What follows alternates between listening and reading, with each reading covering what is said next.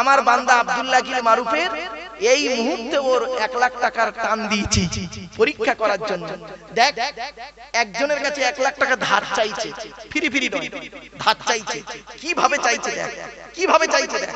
ওর হাত ধরে পা ধরে চোখের পানি ফেলে অনুনয় বিনয় করে 1 লাখ টাকা ধার নিল, ধার নিল, ফিরি ফিরি নয়। আর আমি আল্লাহ হলাম মালিকের মালিক, আমার কাছে মোনাজাত করছে। দেখ হাত মোছাড়াচ্ছে, তেল মালিশ করছে, গাঁট ভাঙছে, ও দোয়াই কবুল করব। বাবা কথাটা শুনতে হয়তো হাসি লাগলো, অতি বাস্তব কথা বলছি বাবা। মোনাজাত যখন করবেন আন্তরিকতা নিয়ে অন্তরের কথাগুলো একটু বলবেন।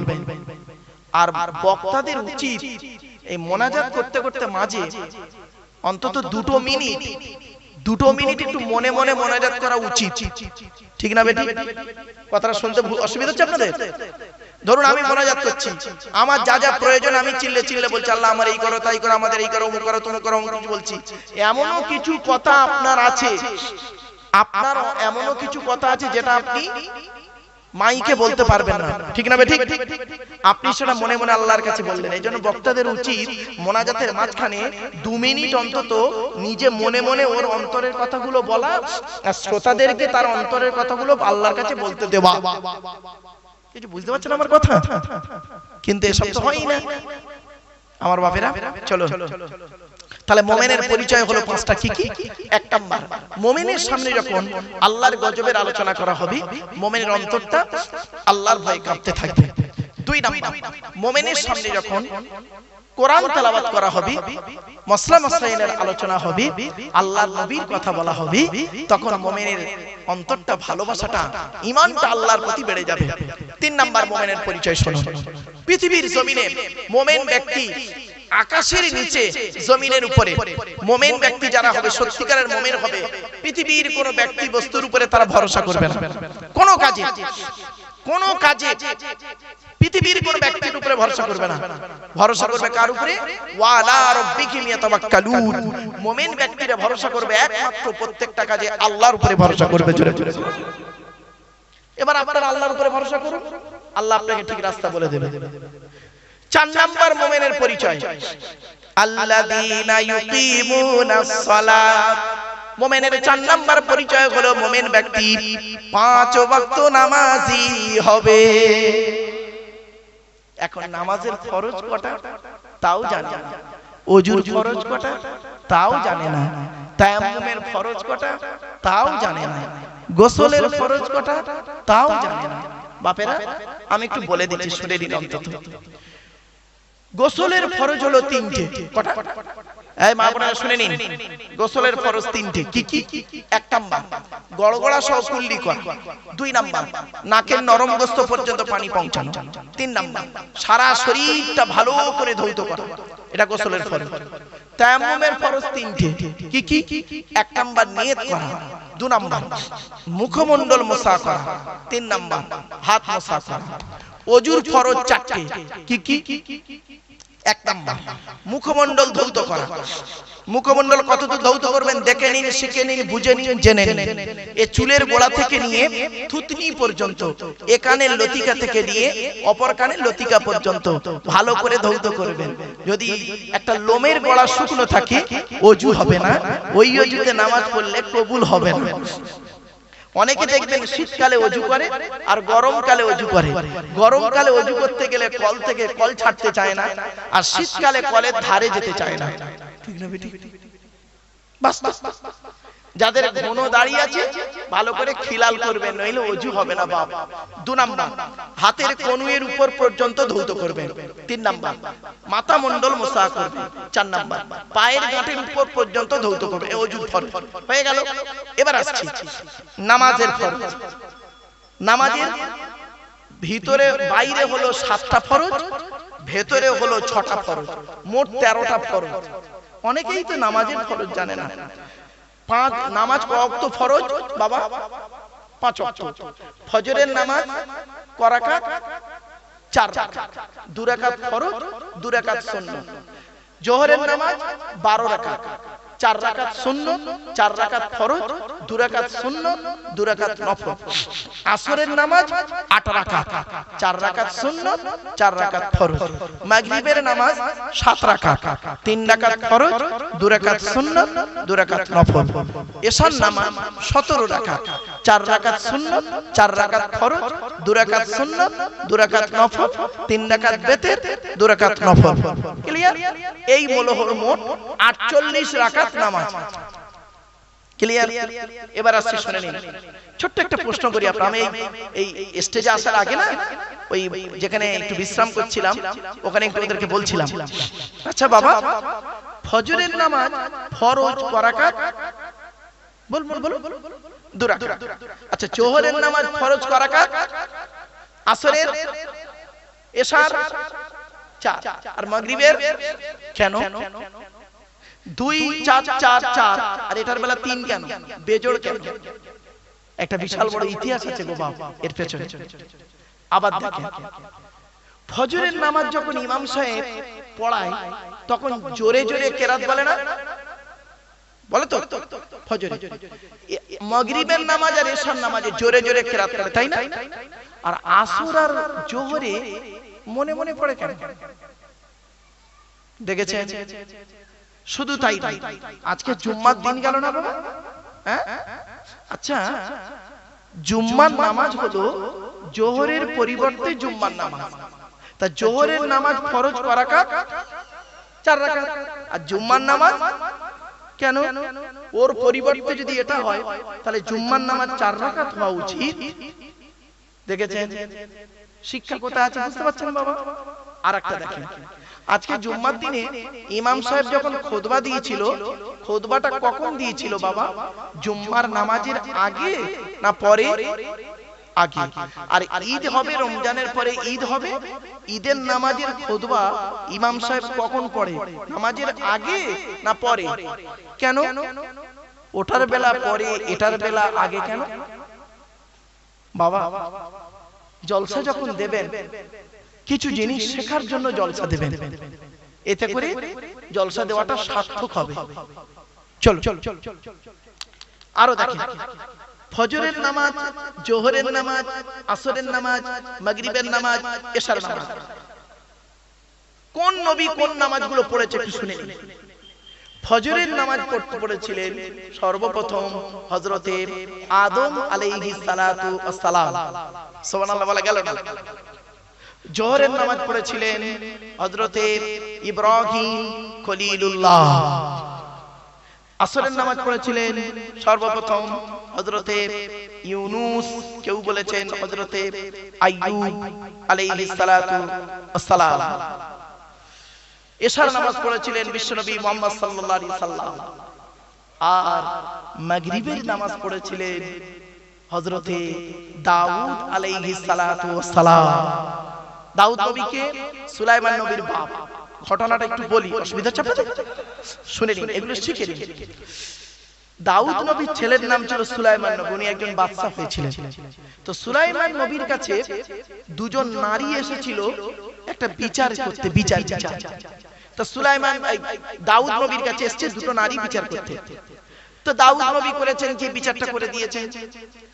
দুজনকেই বলেছেন, দুজনের কথা থেকে বিচার করে দিয়েছেন। গেটে সুলাইমান নবী দাঁড়িয়েছিল, ছেলে। তো সুলাইমান নবী বলছে, কি ব্যাপার, তোমরা দুজন মহিলা কোথায় গেছিলে? বলে, তোমার বাপের কাছে গেছিলাম বিচার করতে, তোমার বাপ বিচার করলে এইরকম। তা বলছে, বিচার পছন্দ হয়নি না? বলে, উনি করেছিলেন কি, বিচার করেছিলেন যে বিচারটা দাউদ নবীর তুলনায় সুলাইমান নবীর ছেলের বিচারটা আরো উত্তম হয়েছিল। বুঝলেন? তো দাউদ নবী করেছিলেন কি, আল্লাহর কাছে অত্যাধিক কান্নাকাটা করেছিলেন। যে সময়টা এই ঘটনাটা ঘটেছিল সেই সময়টা ছিল মাগরিবের সময়, সূর্য ডোবার সময়। তো উনি করেছিলেন কি, আল্লাহর শুকরিয়া আদায় করার জন্য 4 রাকাতের নিয়ত করেছিলেন। 4 রাকাতের নিয়ত করে এত কান্না কাঁদছিলেন নামাজের ভিতরে, 3 রাকাতে বসে পড়েছিলেন। এজন্য মাগরিবের নামাজ 3 রাকাত হয়ে গেল। প্রত্যেকটা জোর, এটা কেন বেজোর? চলো আরেকটা বলি। এই 5 ওয়াক্ত নামাজ যদি আপনি পড়েন, আমার রাসূল বলেছেন নামাজ বেহায়ামি বেহারামি, কোরআনেও আছে বেহায়ামি বেহারামি, খারাপ কাজ থেকে মানুষকে হেফাজত করে নামাজ। আল্লাহর নবী যখন কোনো কষ্ট হতো, দুঃখ বেদনা হতো, চিন্তা ভাবনা হতো, নবীজি কাউকে কিছু বলতেন না, সঙ্গে সঙ্গে ওযু করে এসে নামাজে দাঁড়িয়ে যেতেন। নামাজ পড়ার পরে তিনি মনে তার মানে আনন্দ ফুটে যেত, জোরে বলুন সুবহানাল্লাহ। নামাজের মধ্যে আল্লাহর সঙ্গে কথা হয়। নামাজের মধ্যে আত্তাহিয়াতু পড়া হয় না? আত্তাহিয়াতু কোথায় হয়েছিল শুনে নিন। আল্লাহর নবী যখন মেরাজে গেলেন, আল্লাহর সঙ্গে যখন কথা বলছেন, প্রথম বলেছিলেন নবীজি বলছেন আত্তাহিয়াতু লিল্লাহি ওয়াস সালাওয়াতুত তাইয়্যিবাত। আল্লাহ বললেন আসসালামু আলাইকা আইয়ুহান নাবিয়্যু ওয়া রাহমাতুল্লাহি ওয়া বারাকাতুহু। বুঝতে পারছেন? এইজন্য আত্তাই নামাজের মধ্যে আল্লাহর সঙ্গে কথোপকথন হয়। নামাজের মতো নামাজ পড়ুন, দেখবেন যথেষ্ট ভালো হবে। আর আমরা নামাজ পড়ি তো আর বলে কাজ নেই, আর বলে কাজ নেই। হযরত আলী রাদিয়াল্লাহু তাআলা আনহু নামাজে দাঁড়িয়েছেন, ওনার পায়ে তীর মারা হচ্ছে, পায়ে তীর মারা হচ্ছে, নামাজ পড়ে যাচ্ছে। ভাবতে পেরেছেন? আর আমাদের নামাজে মসজিদে যদি কারেন্ট চলে যায়, তারাবির নামাজ হবে দেখবেন 5G। এখন তারাবির নামাজ হয়ে গেছে 5G। কি বললাম বাবা? 4G আর চলছে না, 5G। আলহামদুলিল্লাহ রাব্বিল আলামিন দল খবরদার এখন পড়বেন না। আরে কিছু বয়স্ক লোক আছে দেখবেন ইমাম সাহেবকে প্রেসার করে তারাবির নামাজ যত তাড়াতাড়ি হয়। কেন নামাজ পড়তে যান? আল্লাহ রাসূল। আচ্ছা তারাবি শব্দের অর্থটা কি? চলুন।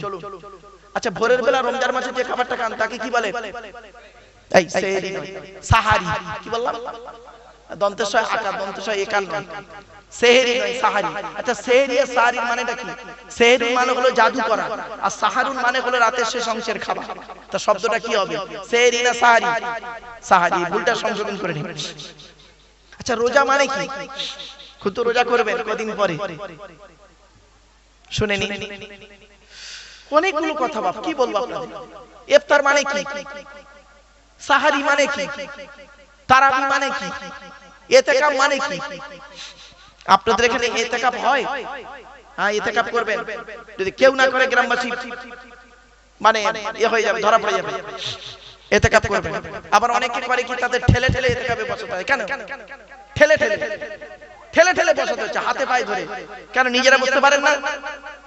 যদি বলেন হুজুর আপনার বাড়িতে কেউ বসে, হ্যাঁ বাবা। এই মা বোনেরা ইতিকাফ করবেন বাড়িতে, বাবাজিদের বলছি মসজিদে ইতিকাফ করবেন। ইতিকাফের ফজিলত জানেন? ইতিকাফ অবস্থায় বহু আল্লাহ রাসূলের সঙ্গে বহু লোকের এমন ঘটনা ঘটেছে, ওই ইতিকাফ 10 দিনে আল্লাহ রাসূলের সঙ্গে দিদার হয়ে গেছে। জোরে বলে সুবহানাল্লাহ।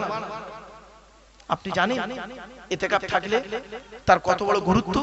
আমরা বুঝি না, লোকে জোর করে ঠেলে বসায়। দুনিয়া তো সারা জীবন করেছেন, রমজান মাসে 10 দিন করলে ক্ষতিটা কি? আর একটা কথা বলি, আপনাদের এখানে খতম তারাবি হয়? সূরা তারাবি। আহা, কেন এই গ্রামটা কি ভিখারি লোক বেশি আছে নাকি? এই গ্রামে খুব ভিখারি লোক আছে নাকি? মানে ভিক্ষা টিকা করে খুব বেশি লোক নাকি? কারণটা কি? আপনারা খতম তারাবি দেন না কেন? খতম তারাবি পড়েন না, কারণটা কি? অর্থের জন্য? খবরদার। কেন একটা হাফেজকে দিয়ে খতম তারাবি পড়তে পারেন না? শুনে নিন, আল্লাহর নবী প্রতি রমজান মাসে গোটা কোরআন এক খতম করে তেলাওয়াত করতেন। জোরে বলুন সুবহানাল্লাহ। আপনাদের এখানে তো তাহাজ্জুদে তারাবি হয় না, সৌদি আরবে তাহাজ্জুদে তারাবি হয়, খতম তারাবি হয়। আপনি কোথায় আছেন?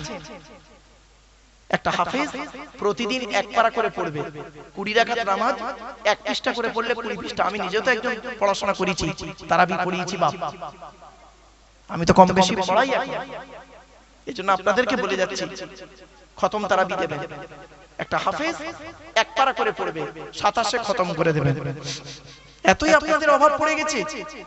খতম তারাবি পড়তে এত কষ্ট কেন? গ্রামে কোনো হাফেজ নেই? তা থাকবে কেন? তা থাকবে কেন?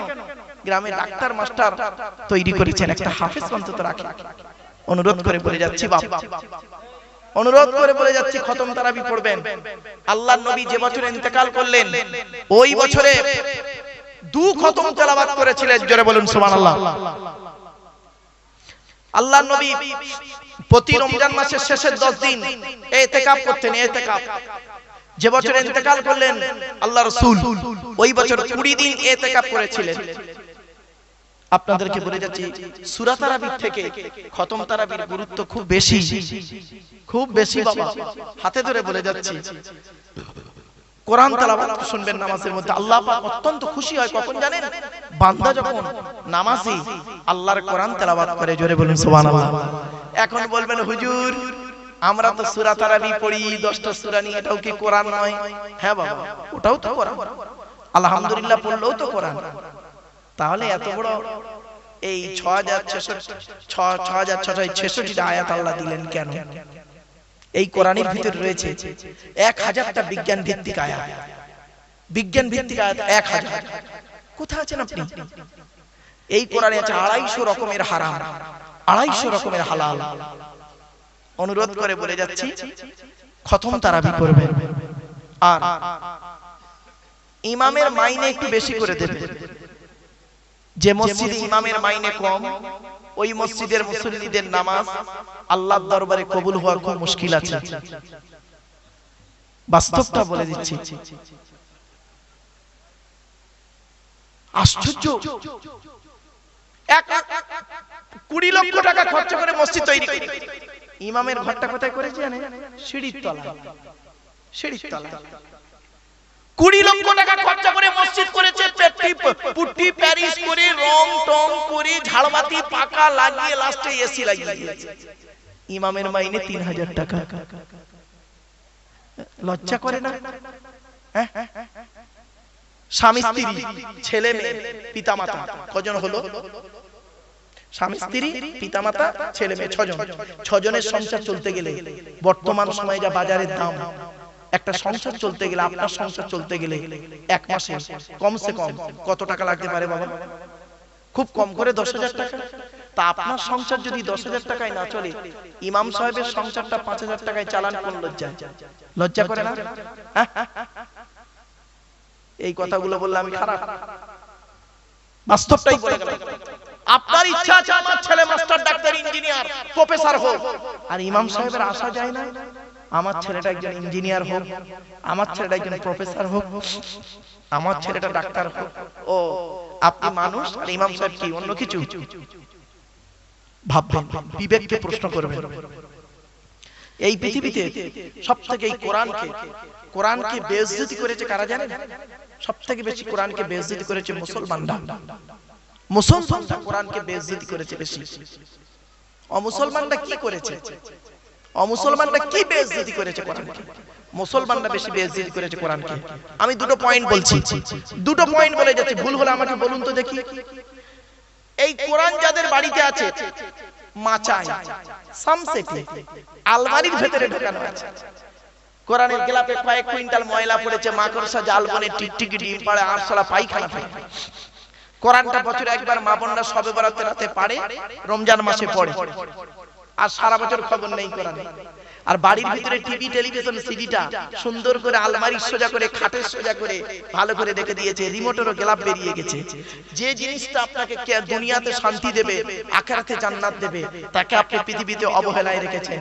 আর যে জিনিসটা আপনাকে দুনিয়াতে খারাপের পথে নিয়ে যাবে, কিয়ামতের মাঠে জাহান্নামের রাস্তা দেখাবে, তাকে আপনি পৃথিবীতে ভক্তি, শ্রদ্ধা, সম্মান করেছেন।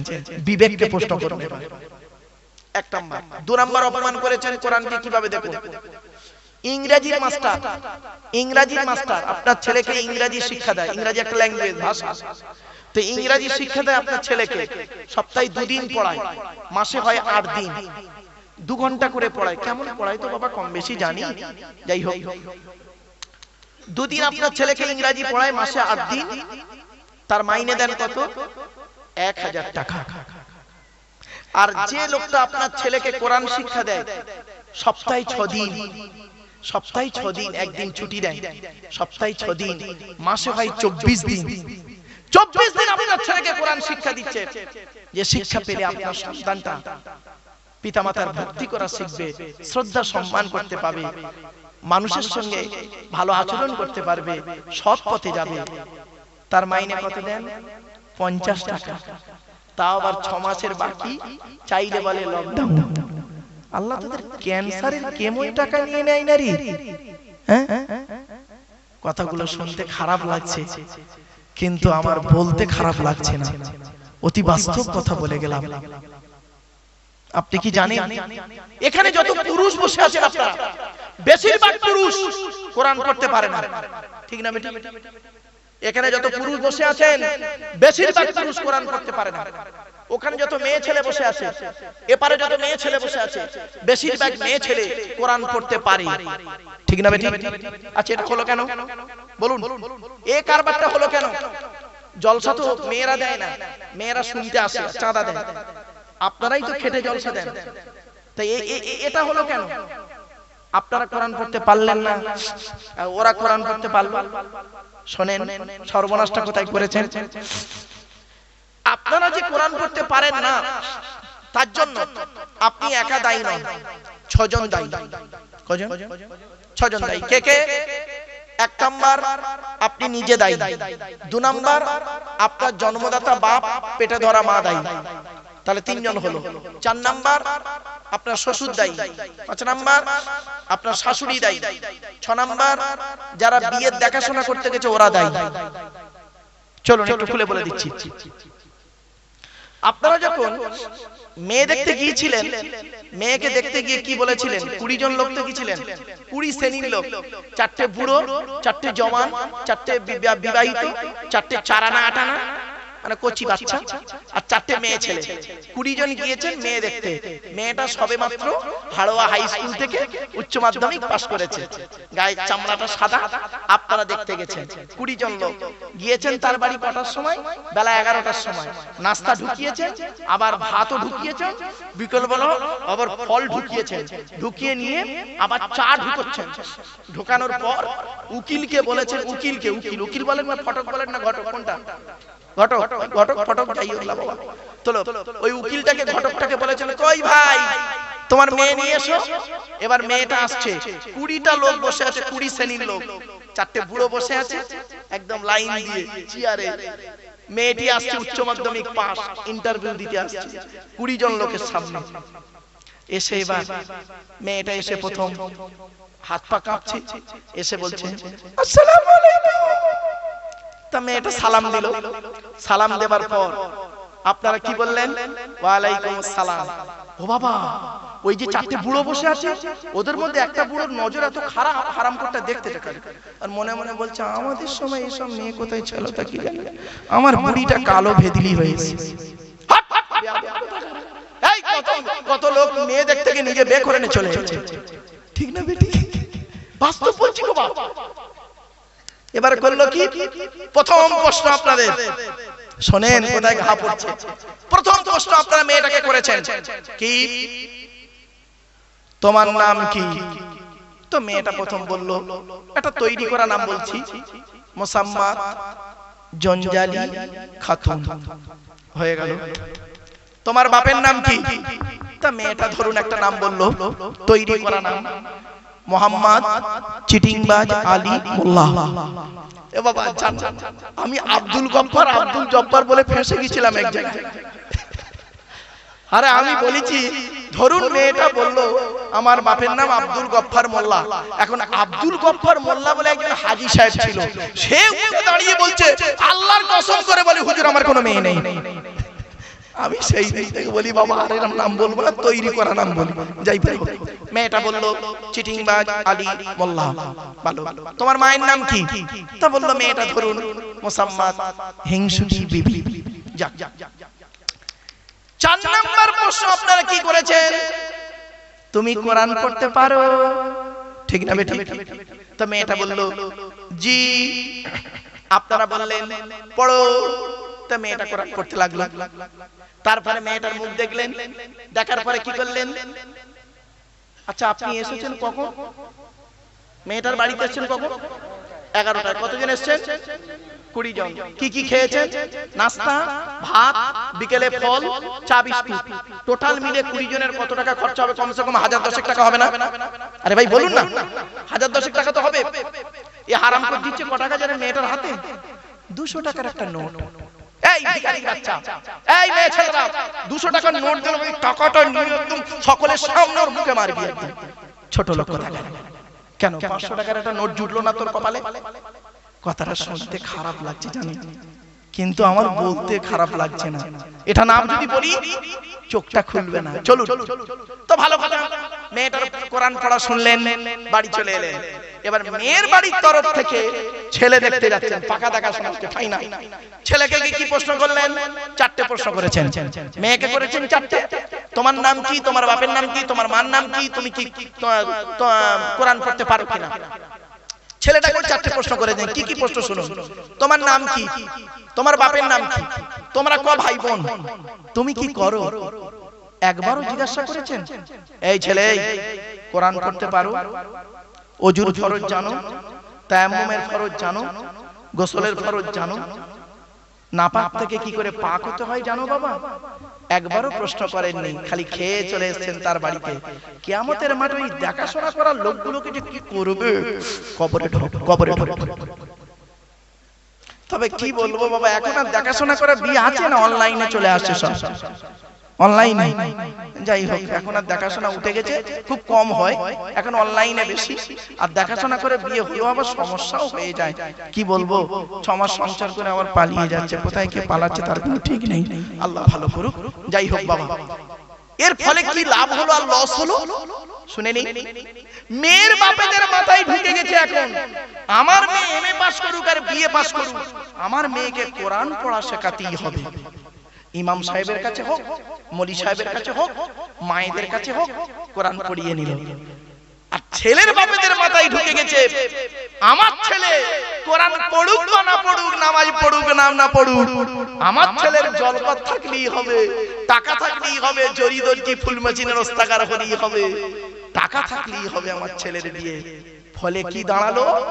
40 বছর পরে বুড়োগুলো কোরআন পড়তে পারে না, বুড়িগুলি কোরআন পড়তে পারে। বাড়ি থেকে ভাববে আমার বাপেরা, এই কাজটা আপনার ছোটবেলায় করা উচিত ছিল। এখনো সময় আছে বাপ, এখনো সময় আছে। মসজিদের ইমাম সাহেবের কাছে বসে, এলাকার কোন আলেম ওলামা যদি থাকে তাদের কাছে বসে কোরআনটা শিখে নেবেন। কোরআনের ভিতরে সব রয়েছে, সব রয়েছে। কি নেবেন? বাংলায় কোরআন বের হয়ে গেছে, বাংলা অর্থগুলো পড়বেন।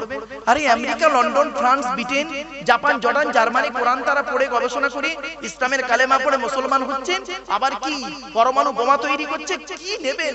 সবই রয়েছে কোরআনের ভিতরে। ভূগোল নেবেন, গোটা ভূগোলটাই কোরআনের ভিতরে। ভৌত বিজ্ঞান নেবেন, কোরআন থেকে। জীবন বিজ্ঞান নেবেন, কোরআন থেকে। কি নেবেন বলুন? সবই রয়েছে কোরআনের ভিতরে, ডাইরেক্ট ইনডাইরেক্ট। এই কোরআন কিনে গবেষণা করছে কারা? America, London, France, Britain, Japan, Jordan, জার্মানির ঠান্ডা করে বসে বসে কোরআন কিনে গবেষণা করছে। কারা করেছে? Humphry Davy, Michael Faraday, Einstein, Isaac Newton, doctor Maurice Bucaille, mister Cook, mister Jabiri, mister Campbell, Raja Rammohan Roy, Ishwarchandra Vidyasagar, Rabindranath Tagore, Acharya Jagadish Chandra Bose, Francis Beck, Williams Keith Moore Williams, Harvey Thomas, George Bernard, এরা কোরআন কিনে গবেষণা করলো। আর আমরা কিছু মৌলবি, সকলে নয়, কিছু মৌলবি আমরা কি করলাম? কোরআনটাকে নিয়ে তেল পড়া, পানি পড়া, ওয়াজ করা, খতম পড়া, তাবিজ মোড়া, ঘর বন্ধ করা, আর নিজেদের মধ্যে মারামারি করে। এ ওর বলে কাফের, ওর বলে কাফের, ঠিক না? নিজেদের মধ্যে মারামারি করছে। কিরম মারামারি দেখবেন? বুকে হাত বাঁধা, নাভির নিচে হাত বাঁধা, গোল টুপি, লম্বা টুপি, চেরা জামা, ফাড়া জামা, তবলিগ, ফুরফুরা, বেরেলি, ওয়াহাবি, জামাতে ইসলাম, কিয়াম করা না করা, দোয়া করা না করা, এ ওর বলে কাফের, ওর বলে কাফের। আল্লাহ নবী বলছেন, তুমি যাকে কাফের বলছো, সত্যিকারে যদি সে কাফের না হয়, বললেওয়ালা নিজে কাফের। একটা আঙুল আপনাদের দিকে লাগিয়ে দিলাম আজকে, সরি, ক্ষমা চেয়ে নিচ্ছি বাবা, ক্ষমা চেয়ে নিচ্ছি। একটা আঙুল আপনাদের দিকে লাগিয়ে বলছি, আপনারা সব চিটিংবাজ। আচ্ছা, কটা আঙুল আপনাদের দিকে? আরে ভাই বলুন না। একটা, 3টা আঙুল কোন দিকে? টিভির চিটিং। থেকে পাপ চলছে। আমার কথাগুলো না বাড়ি থেকে প্র্যাকটিক্যাল করবে। অতএব মান আরাফা নাফসাহু ফাকাদ আরাফা রাব্বাহু, যে তার নিজের নফসকে চিনতে পেরেছে সে তার রব আল্লাহকে চিনতে পেরেছে। আগে নিজেকে চিনতে শিখুন। আজকের বাড়িতে গিয়ে একটা প্রশ্নের উত্তর খুঁজে বের করবেন, বালিশে মাথা রেখে, আমি কি মানুষ? কি বললাম? নিজেকে প্রশ্ন করবেন, আমি কি মানুষ? স্বামী হতে গেলে যা যা দায়িত্ব সেগুলো কি আমার মধ্যে আছে? ব্যাস। পিতা হতে গেলে যা যা দায়িত্ব সেগুলো কি আমার মধ্যে আছে? ছেলে হতে গেলে যা যা দায়িত্ব সেগুলো কি আমার মধ্যে আছে? ভাই হতে গেলে যা যা দায়িত্ব সেগুলো কি আমার মধ্যে আছে? চাচা হতে গেলে যা যা দায়িত্ব থাকা দরকার সেগুলো কি আমার মধ্যে আছে? না ভাই মরে গেছে, চাচা বেঁচে আছে, ছোট ছোট ভাইপোদের সম্পত্তি নিজের নামে রেকর্ড করে বসে আছে, উনি আবার হাজি সাহেব হুক মেরে কারেন্ট নিয়ে পাকা চালিয়ে তাহাজ্জুদের নামাজ পড়ছে। চাচা চুরি করে কারেন্ট নিয়ে পাকা চালিয়ে তাহাজ্জুদ। রাগ করবেন না বাপ, হুক মেরে কারেন্ট নিয়ে পাকা চালিয়ে তাহাজ্জুদ চলছে। আমার বাস্তব অভিজ্ঞতা বলছি বাপ, বাস্তব অভিজ্ঞতা, বুঝলেন? এমনও শ্রোতা আছে 2000 সালে ওয়াজ করছি দক্ষিণ 24 পরগনা একটা প্রত্যন্ত অঞ্চলে, 4 ঘন্টা ওয়াজ হয়ে গেছে, মোনাজাত করব, হঠাৎ থেকে একটা লোক উঠে দাঁড়িয়েছে, দাঁড়িয়ে বলছে হুজুর আমার একটা প্রশ্ন আছে। আমি বললাম কি প্রশ্ন বাবা? বলছে হুজুর আমি সুন্দরবন জঙ্গলের ভিতরে ওযু করে নামাজের মুসাল্লা বিছিয়ে নামাজ পড়ছি, এমতো অবস্থায় আমার সামনে রয়্যাল বেঙ্গল টাইগার বাঘ এসে হাজির। এই মুহূর্তে আমি নামাজ পড়বো না নামাজ ছেড়ে দেবো? আমি তখন দেখলাম এর উত্তর কোরআনেও নেই, হাদিসেও নেই। সুতরাং ও যেমন আনাড়ির মতো প্রশ্ন করেছে, আমাকেও উত্তরটা আনাড়ির মতো দিতে হবে। তা আমি একটা উত্তর দিয়েছি, দেখুন তো হচ্ছে কিনা, উত্তরটা হয়েছে কিনা। তখন আমি বলছি বাবা, বাবা